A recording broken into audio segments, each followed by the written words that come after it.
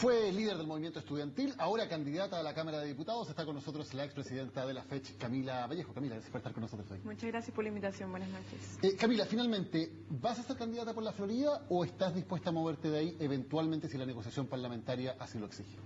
Bueno, estamos en un proceso de discusión. Nosotros hemos iniciado la campaña ya en la Florida muy arduamente. La verdad es que, bueno, yo vivo ahí de los 5 años, me crié ahí, estudié en 5 colegios de la Florida distintos y hemos hecho un despliegue bastante potente. Entonces tenemos hartos voluntarios ya trabajando, tenemos comando independiente, nos hemos juntado con distintas organizaciones sociales de la comuna y hemos evidenciado varios conflictos que hay en la comuna y que repercuten a nivel nacional. Por tanto, yo tengo un compromiso especial con esa comuna que es distrito, una comuna bastante grande que representa también la realidad chilena a cabalidad en su diversidad. Y ahora sí, yo entiendo además que esto es una cuestión que tiene un carácter nacional, o sea, el ejercicio parlamentario no se restringe simplemente a representar una comuna, un distrito, sino que tiene repercusiones nacionales. Las leyes que se votan en el Parlamento tienen repercusiones nacionales. Si finalmente te exigieran moverte a otro distrito, ¿está dentro de las posibilidades? Mira, no, aquí no hay una exigencia. Aquí, mira, lo que nosotros hemos tratado de hacer principalmente desde el Partido Comunista, y porque estamos convencidos de que se puede hacer, es una convergencia, o sea, un acuerdo que permita una convergencia de la oposición para no permitir, cierto, que la derecha siga utilizando los espacios institucionales a su antojo. Hace poco salió una declaración de un miembro de la UDI diciendo que si el binominal se rompía, por ejemplo, los más perjudicados son la UDI. Claramente porque el sistema binominal está diseñado para beneficiar a la derecha y particularmente a la UDI. Pero si en ese marco, ese acuerdo que busca eso, te pidieran en pro de ese objetivo final, porque que fuera el objetivo final que dentro de ese acuerdo te llevaran a otra comuna, ¿puede ser posible que te muevas a otra comuna si es que este acuerdo marco, con ese objetivo que tú ya defines, lo pide así? Mira, es que la prioridad es justamente romper el binominal. Y eso se puede hacer desde cualquier espacio, y ese es nuestro objetivo político. Se entiende. Pero el segundo tema es que hay un compromiso especial que los dirigentes sociales tú preferirías tenemos que fuera por ahí, pero efectivamente, y eso se ha no estado planteando en todo momento en las conversaciones con los otros partidos. Ahora, una pregunta para que despejemos un par de cosas. ¿Tú estás pidiendo un cupo asegurado o estás dispuesta a competir en primarias en la Florida? Estoy dispuesta a competir en primarias y así lo señalé tanto al partido, el partido lo señaló también a la oposición, lo he dicho en todo momento, o sea, yo estoy corriendo sola en este momento en la Florida. No hay ningún otro candidato de la oposición hoy día haciendo campaña en la Florida, soy la única. Entonces, para mí, bienvenidos sean otros candidatos y podamos competir en una primaria ahora prontamente y que la ciudadanía, que los florianos determinen cuál es el mejor candidato. O sea, ¿Y es el Partido Socialista el que está pidiendo que te muevan porque ellos quieren mantener el cupo que tienen ahora con el diputado Carlos Montes? ¿Es ese el problema? Es que, bueno, el diputado Carlos Montes, según lo que tengo entendido y ha ratificado en reiteradas ocasiones, va a ser de senador. Claro, el cupo. Y el cupo del Partido Socialista, efectivamente, hay una necesidad de todos los partidos de mantener en el Parlamento su representación de acuerdo al porcentaje de votación que tienen. Nosotros, por ejemplo, el Partido Comunista tenemos más de un 6% de votación. Entonces, lo que nos corresponde en el Parlamento es 6 o 7 diputaciones. ¿Ya? Al igual que el Partido Socialista tiene un porcentaje de votación que quieren resguardar. Hay otros que están sobre representados, entonces tienen que disminuir. Entonces finalmente a eso se apuesta y en ese sentido el Partido Socialista obviamente que quiere mantener ciertos espacios, ciertos distritos y no quiere perderlo en pos de no estar subrepresentado. ¿Y eso significa que están pidiendo que te saquen de ahí?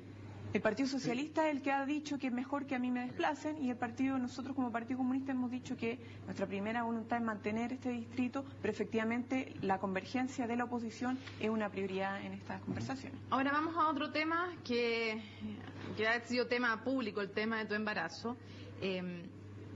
Una de las declaraciones que se hicieron, que probablemente debe ser una de las que más te llamó la atención, me imagino, fueron las de Patricio Melero. Él dijo, siempre un embarazo y una nueva vida es una buena noticia. Ojalá que el Partido Comunista no apoye una ley de aborto. Primero, respecto a esa declaración, ¿cómo la tomaste? ¿Qué te pareció? Yo creo que han habido varias declaraciones, sobre todo a la derecha, que no merecen mayores discusiones. Me parece que ha sido mucha de mezclar cosas, de un aprovechamiento político, de una bajeza, de un machismo tal, que yo creo que la misma ciudadanía ha respondido por las redes sociales y no creo que merezca mayor polémica. Ya yo puedo dar aparte mi opinión sobre el aborto, ¿cierto? Pero no utilizar, yo creo, este tema, mezclar las cosas. Porque... Pero aprovechemos que tú misma dices que puedes dar tu opinión sobre el aborto, así que te vamos a preguntar en un ratito más, pero preguntemos al tiro. ¿En qué casos estás de acuerdo tú con legalizar el aborto? Mira, a ver, yo también puede ser, he tomado esta decisión de llevar a cabo, o sea, hacerme cargo de este embarazo, ¿cierto? Y lo hemos tomado en conjunto con mi pareja, con Julio, porque estamos felices, ya lo esperábamos. Nosotros siempre dijimos que queríamos hacer familia, en fin. Tenemos las condiciones, tenemos edad, tenemos juventud, en fin. Y creo que en ese sentido me ha traído mucha fortaleza y va a crecer y está creciendo con mucho cariño, con mucho amor. Pero yo esta definición, esta determinación no se la puedo imponer a cualquier mujer en Chile. Todos los años hay más de 150.000 abortos ilegales. Y eso no es una situación que uno pueda desconocer, sobre todo el por qué se producen estas situaciones. Hay casos de violación, hay casos de mujeres que se le anuncian que van a tener riesgo en el embarazo, que pueden morir, o que su hijo va a nacer con malformaciones, o cuestiones de problemas de familia, ¿cierto? Por eso aclaremos, porque es distinto, por ejemplo, decir malformaciones, porque eso puede incluir desde un niño que, por ejemplo, te digo, no sé, no tiene un brazo, hasta un niño con síndrome de Down, o tú te puedes estar refiriendo a casos de niños inviables. Me gustaría saber si tú eres partidaria del aborto libre primero, en cualquier caso, de legalizarlo. Yo creo que hay que legislar sobre este tema. Sí, pero ¿en qué casos me gustaría saber? Mira, obviamente yo creo que lo que más genera consenso es el tema de las violaciones y la necesidad de los abortos terapéuticos. ¿Entendidos terapéuticos? Tenemos un retroceso. En el caso de que la mujer corra riesgos vitales, en el caso de que el bebé sea inviable, ¿cierto? O el feto sea inviable. ¿Qué pasa cuando viene con malformación? Ahora, ¿Eres partidaria que en esos casos se pueda hacer un aborto? Yo creo que es que depende, porque esta situación tiene que uno verla en contexto. Hay mujeres que son sumamente vulnerables, o vulneradas, por así decirlo, en términos sociales. Hay situaciones donde las mujeres ya no pueden tener más hijos, por ejemplo. Y más si viene con malformaciones, con un sistema de salud que es sumamente precario, el sistema público, donde se atiende la mayoría de mujeres de familias de escasos recursos, no puede darle una vida como corresponde, una salud como corresponde, una mantención como corresponde. Yo creo que esos temas hay que discutirlos. Entonces yo no me cierro a la posibilidad de que se legisle en torno al aborto en general, porque es una realidad concreta que hay que examinarla y no hay que verla simplemente por uno u otro aspecto. El traer un hijo al mundo no solamente implica si él está bien o la mamá está bien, también tiene que ver con tu entorno, con el amor que va a tener ese hijo, en fin, con las condiciones sociales. Entonces yo creo que esos temas tienen que plantear sobre la mesa y con esos temas sobre la mesa legislar. Okay. Queda clara la postura. Camila, en términos de cómo se hace campaña con un embarazo que además va a coincidir bastante con los tiempos de la campaña, finalmente con los tiempos finales, ¿has pensado cómo lo vas a hacer? ¿Te vas a tomar un prenatal y un postnatal durante la campaña? Porque hay un tema práctico que va a ser difícil, evidentemente, hacer campaña en ese momento, ¿no? No, mira, o sea, claramente uno tiene que asumir ciertas condiciones para el desarrollo de la campaña cuando uno está embarazada, ¿cierto? Tienes que dormir ciertas horas, tienes que alimentarte bien, ya no exponerte mucho o tantas horas al sol, aunque ya me va a tocar otoño, invierno. Hay que tener ciertos resguardos, pero la campaña no se va a ver disminuida por este embarazo, ni yo me voy a ver disminuida por el embarazo, o sea, por el tema de la campaña. Yo creo que se pueden complementar los temas. Ahora, en términos de prenatal y postnatal, yo no voy a necesitar eso. O sea, yo voy a necesitar mi tiempo de parto, de descanso, para poder después estar en pie y seguir la campaña. O sea, mi fecha de parto estaría a principio de octubre o fin de septiembre porque soy primeriza. Y después, obviamente, yo alcanzo a estar en descanso antes de asumir la elección, o sea, asumir como candidata en el caso de que, como parlamentaria en el caso de que la elección resulte favorable y termine siendo. ¿Y este tema personal también influye en que para ti sea más importante ir por la Florida y no irte como candidata a otro sector de Chile o a otra parte, otra ciudad de Chile, por ejemplo? ¿Te sería más difícil? Sí, más difícil. Obviamente que en la Florida yo tengo ahí a mi familia, tengo mis redes, mis tíos, gente que conozco de barrio y que obviamente genera ciertas condiciones más amigables, ¿ya? Pero yo creo que las mujeres embarazadas nos podemos, o sea, asumimos muchas dificultades en esto de los embarazos, nos tenemos que trasladar. Hay mucha gente, no sé, temporera o que viven en regiones que tienen que trabajar y embarazadas, ¿cierto? Se desplazan a sus lugares de trabajo que son muy alejados, en situaciones que el transporte no es muy favorable, bajo lluvia, en fin. O sea, yo creo que en eso uno no puede poner como un requisito el tema del embarazo para el tema del distrito en el que uno va. Pero sí, obviamente, para mí es mucho más amigable porque está mi familia, pero no por eso voy a ponerme a... Como parlamentaria, ¿estarías tú a favor de legislar en un postnatal masculino obligatorio e irrenunciable de 3 o 6 meses? Yo Sí, yo creo que el hombre tiene que asumir un rol, o sea, que hay una suerte de corresponsabilidad al momento de tener un bebé. O sea, el papá y la mamá tienen que hacerse cargo y, por tanto, los resguardos que hay que generar para que el papá pueda ejercer, ¿cierto?, un rol durante el embarazo y después del embarazo es fundamental.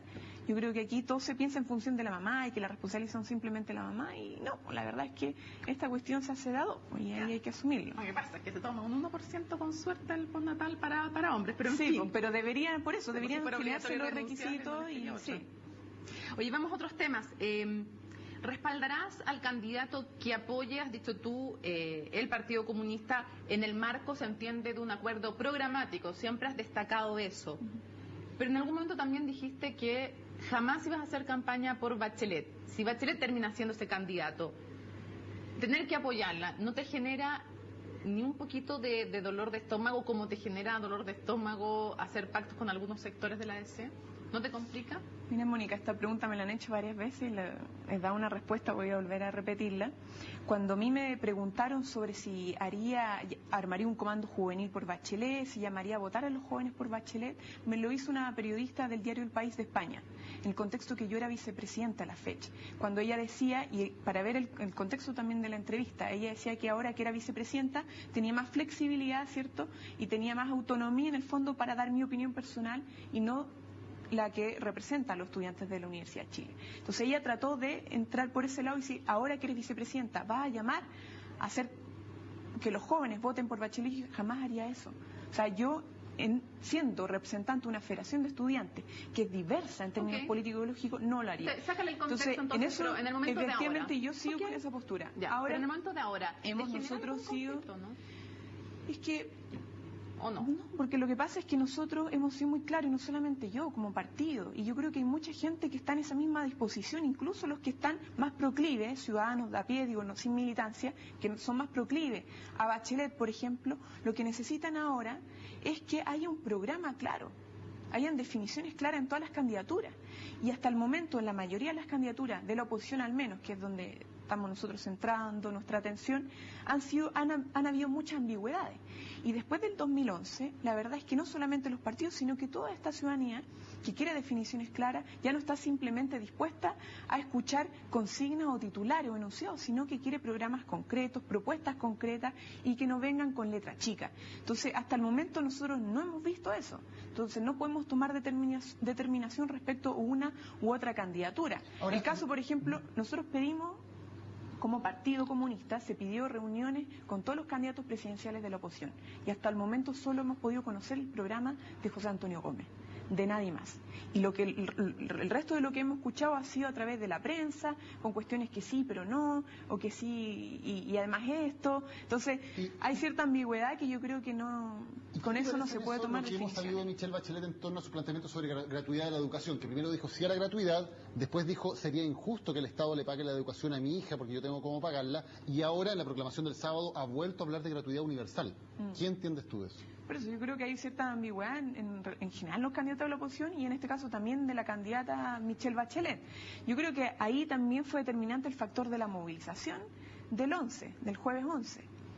¿Ya? O sea, uno no puede desmerecer el rol que juega el movimiento social y la presión que hace hacia las candidaturas presidenciales. ¿Ese movimiento obligó a cambiar de opinión a Bachelet? Yo creo que sí, o sea, no sé si obligó, pero yo creo que logró de alguna otra forma decir que el movimiento estudiantil había sido bastante claro cuando hablaba de que la gratuidad no tenía por qué ser regresiva, que la gratuidad en la educación garantizaba que la educación fuese un derecho social y no un bien de consumo. Entonces, en ese sentido yo creo que hay ciertas presiones que se generan en las candidaturas que hacen que se cambien quizá o afinen sus postulados, pero todavía estamos lejos de que haya una claridad absoluta en torno a los ejes programáticos en educación y en otras materias. Y hablando de educación, ¿te parece suficiente lo que plantea Bachelet respecto de decir fin al lucro con fondos públicos?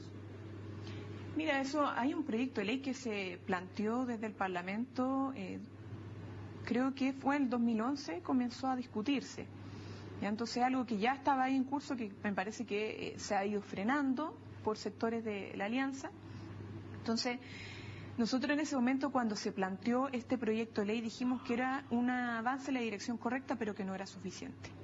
¿ya? O sea, efectivamente yo creo que lo mínimo y lo más básico y lo más ético es que con los recursos del Estado, los recursos del fisco que se recaudan a través de los impuestos que pagamos todos los chilenos, no se genere un negocio y no se genere lucro en la educación, porque además es ilegal en la educación superior. Ahora, el tema es que avanza, por ejemplo, en términos de educación básica y media, donde es legal, y educación técnica profesional, donde también se está recibiendo recursos del Estado a través de becas. Pero falta todavía en aquellas instituciones que no reciben recursos del Estado, pero sí reciben recursos directamente de las familias y plata también de todos los chilenos, y que se está haciendo un negocio con esos recursos. Para entenderlo bien, ¿a ti te parece que ni siquiera un colegio privado debiera lucrar, sino que reinvertir todo el dinero? Yo creo que eso sería lo ideal, ¿ya? Por eso hablo de que esta propuesta de fin al lucro con recursos públicos un avance en la dirección correcta. Pero para mí, entender, y yo creo que esto lo planteamos claramente también en 2011, es que con la educación no se puede hacer negocio.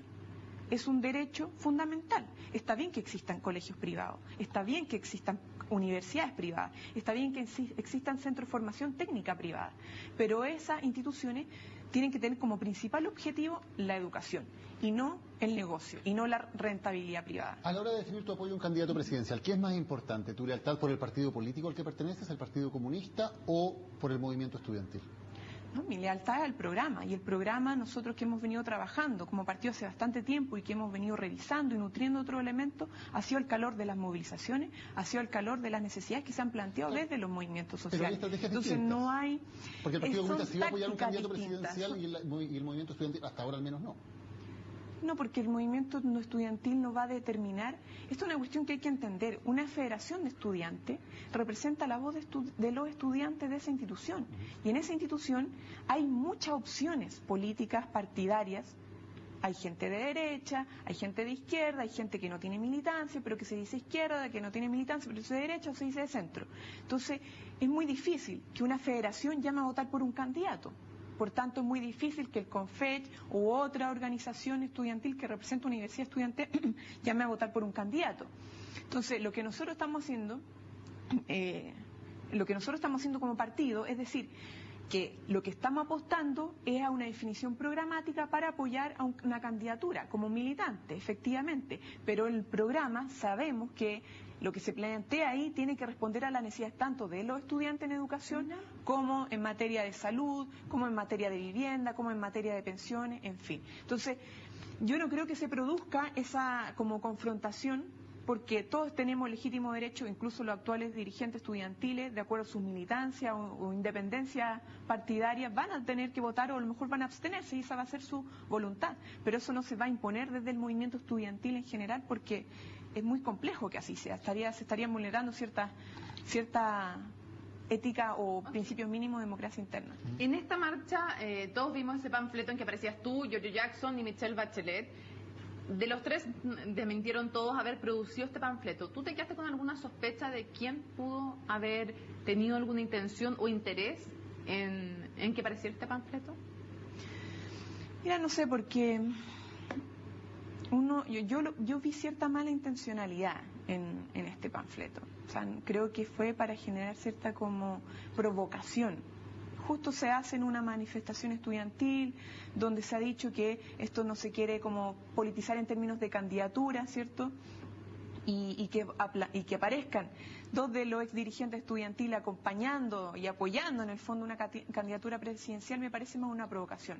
Ahora, yo no entraría a decir si fue que la derecha, fue tal partido de la oposición, no tengo los elementos para eso, pero sin lugar a dudas, a mí no me cabe duda que fue un colectivo de personas, que no fue una persona que dijo, oye, voy a sacar esto y saco recursos por acá, ¿cierto? Y saco volantes. Yo creo que fue algo más pensado y más elaborado. Y yendo a un tema más general, ¿no corre el movimiento estudiantil? Ustedes son dos caras potentes de eso, efectivamente, más allá de la trayectoria personal que cada uno tenga. ¿Corre el movimiento estudiantil el riesgo de ser instrumentalizado por partidos políticos, por candidatos presidenciales? ¿Sientes tú que está ese riesgo presente hoy día?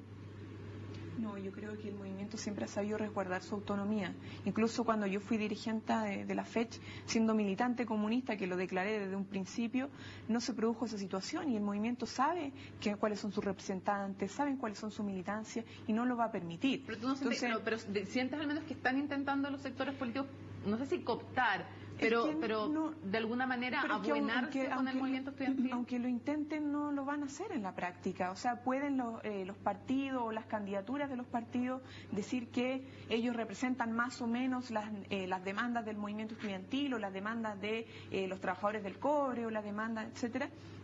Pero eso no significa que haya una cooptación directa, porque los movimientos tienen sus propias reglas del juego, sus propias determinaciones, sus propias, finalmente, autonomía, en sentido independiente que tengan en sus direcciones militancias políticas. Tenemos más temas para seguir conversando con Camila Vallejo. Antes hacemos una pausa y volvemos aquí en CNT.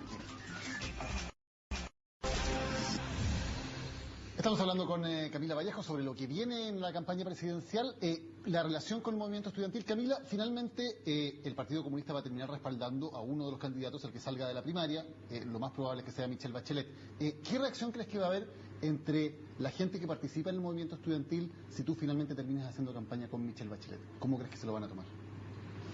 Mira, primero que todo, nosotros tenemos un pleno este fin de semana, y ahí vamos a discutir muchas cosas, entre esas cómo va el camino, cómo están las definiciones, si vamos a apoyar o no vamos a apoyar al final una candidatura, cuál va a ser esta candidatura. O sea, hay muchas cosas que todavía no se resuelven dentro del partido.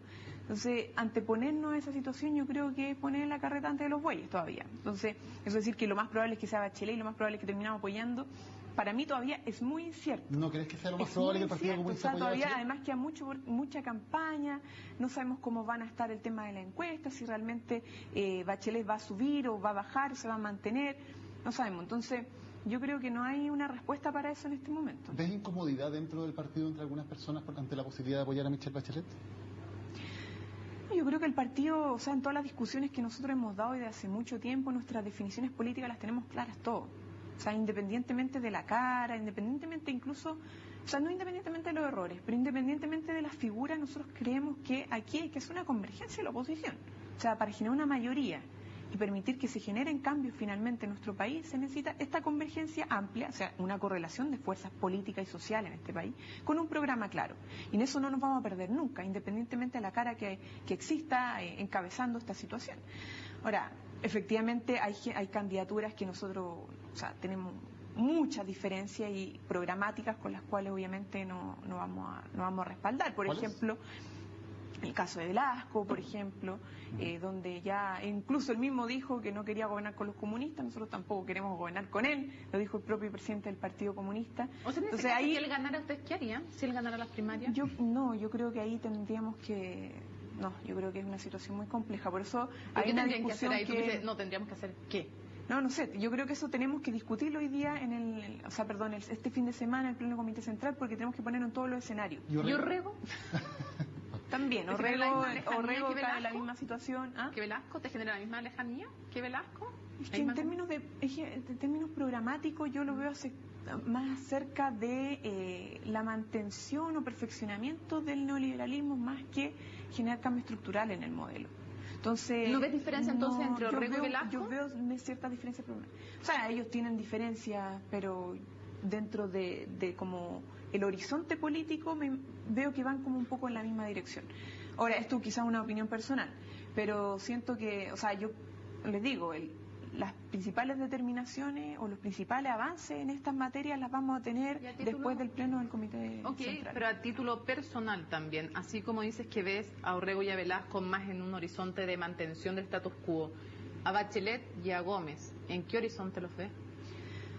Yo a Bachelet todavía veo ciertas ambigüedades. Igual con los otros candidatos, ojo, no se me malinterprete, también veo ambigüedades en Velasco, veo ambigüedades en Orrego.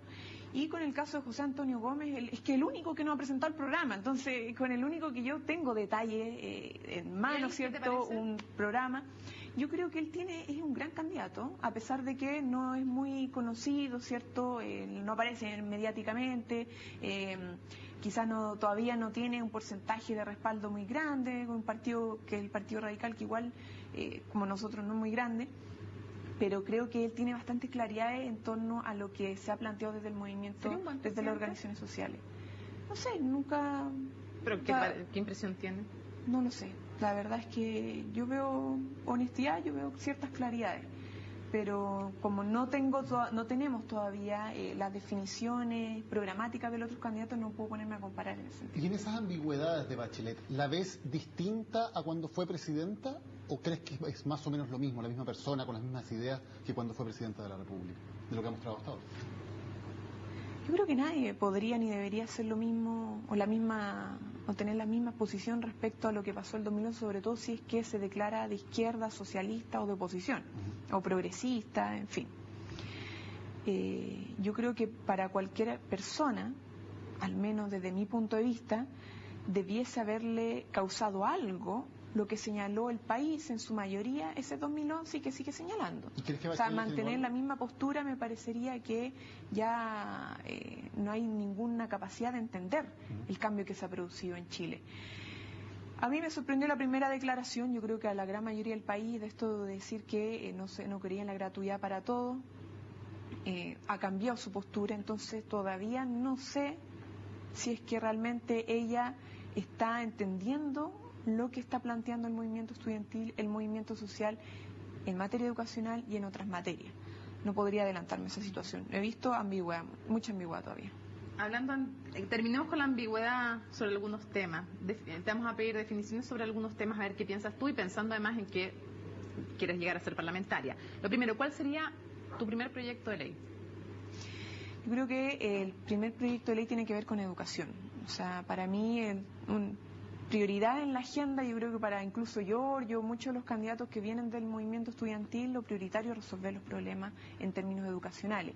Y yo creo que se tienen que promover al menos una ley que termine con el autofinanciamiento de las instituciones públicas.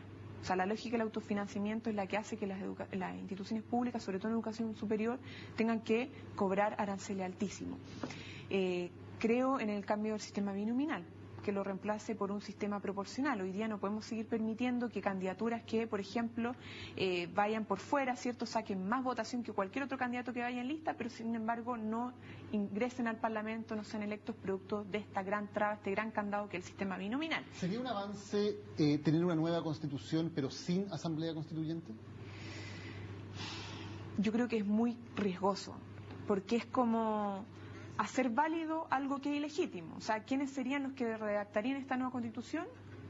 Los parlamentarios actualmente, o sea, los parlamentarios electos por el sistema binominal, y eso se ha planteado a todas luces que es ilegítimo. O sea, ahora, ¿tú quieres ser parlamentario electa por el sistema binominal? Sí, estamos tratando de combatir por dentro del sistema binominal, pero creo que no bastaría, aunque yo estuviera en el Parlamento, que en el Parlamento se determine cuál sería la nueva constitución. Yo creo que, o sea, ni siquiera porque yo esté, yo no voy a defender eso. Yo creo que efectivamente tiene que haber una asamblea constituyente para que una nueva constitución política sea realmente, represente realmente con soberanía las determinaciones que tiene el pueblo de Chile. Brevemente, para cerrar, el tema de drogas, ¿cuál es tu postura al respecto? Legalizar el autocultivo de la marihuana, legalizar el comercio libre, que cualquiera pueda vender, comprar, producir marihuana, ¿cuál es tu postura? Yo creo que hay que despenalizar el autocultivo de la marihuana. Yo creo que la principal tarea que tenemos que ponernos en términos de droga, de política de droga, es poder despenalizarla para evitar que la... Mira, yo he conocido durante mi vida mucha gente que ha consumido marihuana, que se ha tenido que involucrar incluso en redes de comprarla a narcotraficantes, ¿cierto?, para poder tener acceso a ella. Si ellos tuviesen la posibilidad realmente de cultivar sus propias plantas para autoconsumo, no tendrían que involucrarse en esa raíz y por tanto no tendrían que tener acceso a otras drogas más duras. Entonces, efectivamente, yo creo que es un tema no valórico, tiene que ver con un tema de salud, tiene que ver con un tema de responsabilidad del Estado, de cómo regula este tema y cómo combate de verdad en la práctica y las grandes redes de narcotráfico, que ahí está finalmente la madre de toda la batalla en términos de droga. Camila Vallejo, gracias por haber estado con nosotros hoy en Resumen Ejecutivo de CNN Chile. Muchas gracias a ustedes por la invitación.